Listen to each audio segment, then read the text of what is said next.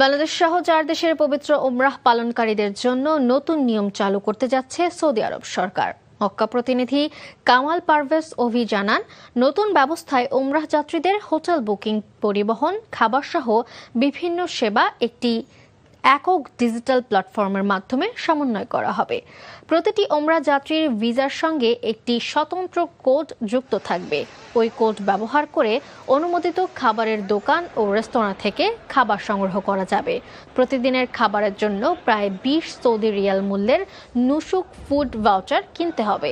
এই অর্থ সরাসরি ওমরাহ ভিসার মোট ফির সঙ্গে যুক্ত হবে। পয়লা রবিউল আউয়াল থেকে বাংলাদেশ, পাকিস্তান, ভারত ও মিশরের ওমরাহ যাত্রীদের ক্ষেত্রে এটা কার্যকর হবে।